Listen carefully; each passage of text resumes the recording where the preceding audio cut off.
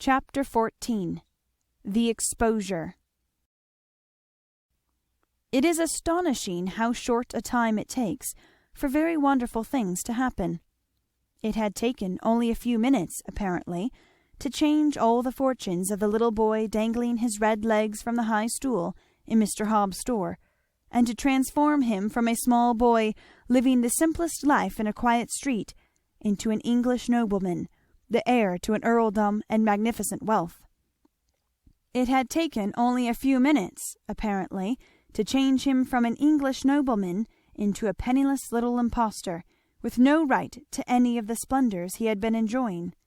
And, surprising as it may appear, it did not take nearly so long a time as one might have expected to alter the face of everything again, and to give back to him all that he had been in danger of losing. It took the less time because, after all, the woman who had called herself Lady Fauntleroy was not nearly so clever as she was wicked, and when she had been closely pressed by Mr. Havisham's questions about her marriage and her boy, she had made one or two blunders which had caused suspicion to be awakened, and then she had lost her presence of mind and her temper, and in her excitement and anger had betrayed herself still further. All the mistakes she made were about her child. There seemed no doubt that she had been married to Bevis Lord Fauntleroy, and had quarrelled with him, and had been paid to keep away from him. But Mr. Havisham found out that her story of the boy's being born in a certain part of London was false.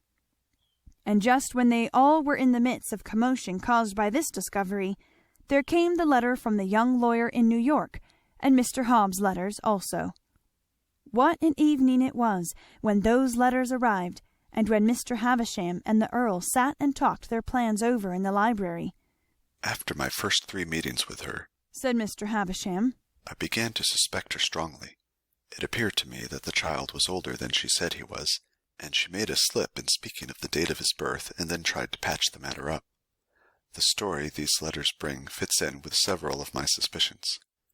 Our best plan will be to cable at once for these 2 Tiptons, say nothing about them to her, and suddenly confront her with them when she is not expecting it. She is only a very clumsy plotter, after all. My opinion is that she will be frightened out of her wits, and will betray herself on the spot." And that was what actually happened. She was told nothing, and Mr. Havisham kept her from suspecting anything by continuing to have interviews with her, in which he assured her he was investigating her statements. And she really began to feel so secure that her spirits rose immensely, and she began to be as insolent as might have been expected. But one fine morning, as she sat in her sitting room at the inn called the Dorincourt Arms, making some very fine plans for herself, Mr. Havisham was announced, and when he entered he was followed by no less than 3 persons. One was a sharp-faced boy, and one was a big young man, and the third was the Earl of Dorincourt. She sprang to her feet and actually uttered a cry of terror. It broke from her before she had time to check it. She had thought of these new comers as being thousands of miles away, when she had ever thought of them at all, which she had scarcely done for years. She had never expected to see them again. It must be confessed that Dick grinned a little when he saw her. "Hello, Minna," he said. The big young man, who was Ben, stood still a minute and looked at her. "Do you know her?" Mr. Havisham asked, glancing from one to the other. "Yes," said Ben. "I know her and she knows me." And he turned his back on her and went and stood looking out of the window, as if the sight of her was hateful to him, as indeed it was. Then the woman, seeing herself so baffled and exposed, lost all control over herself and flew into such a rage as Ben and Dick had often seen her in before. Dick grinned a trifle more as he watched her and heard the names she called them all, and the violent threats she made. But Ben did not turn to look at her. "I can swear to her in any court," he said to Mr. Havisham. "and I can bring 12 others who will. Her father is a respectable sort of man, though he's low down in the world. Her mother was just like herself. She's dead, but he is alive, and he's honest enough to be ashamed of her. He'll tell you who she is, and whether she married me or not." Then he clenched his hand suddenly and turned on her. "Where is the child?" he demanded. "He's going with me. He's done with you, and so am I." And just as he finished saying the words, the door leading into the bedroom opened a little, and the boy, probably attracted by the sound of the loud voices, looked in. He was not a handsome boy, but he had rather a nice face, and he was quite like Ben, his father, as any one could see, and there was the 3-cornered scar on his chin. Ben walked up to him and took his hand, and his own was trembling. "Yes," he said. "I could swear to him too, Tom," he said to the little fellow. "I'm your father, and I've come to take you away. Where's your hat?" The boy pointed to where it lay on a chair. It evidently rather pleased him to hear that he was going away. He had been so accustomed to queer experiences that it did not surprise him to be told by a stranger that he was his father. He objected so much to the woman who had come a few months before to the place where he had lived since his babyhood, and who had suddenly announced that she was his mother, that he was quite ready for a change. Ben took up the hat and marched to the door. "If you want me again," he said to Mr. Havisham, "you know where to find me." He walked out of the room, holding the child's hand, and not looking at the woman once.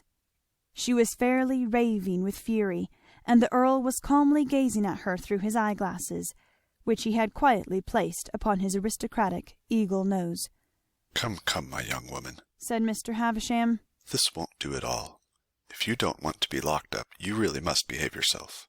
And there was something so very businesslike in his tones that, probably feeling that the safest thing she could do would be to get out of the way, she gave him one savage look and dashed past him into the next room and slammed the door. "We shall have no more trouble with her," said Mr. Havisham.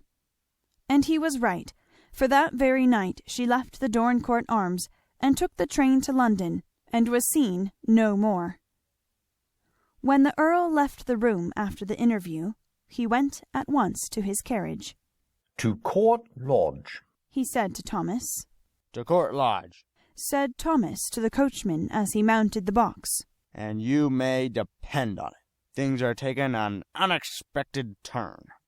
When the carriage stopped at Court Lodge, Cedric was in the drawing-room with his mother.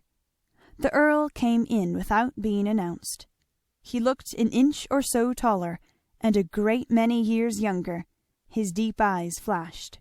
"Where," he said, "is Lord Fauntleroy?" Mrs. Earl came forward, a flush rising to her cheek. "Is it Lord Fauntleroy?" she asked. "Is it indeed?" The Earl put out his hand and grasped hers. "Yes," he answered. "It is." Then he put his other hand on Cedric's shoulder. "Fauntleroy," he said, in his unceremonious, authoritative way, "ask your mother when she will come to us at the castle." Fauntleroy flung his arms around his mother's neck.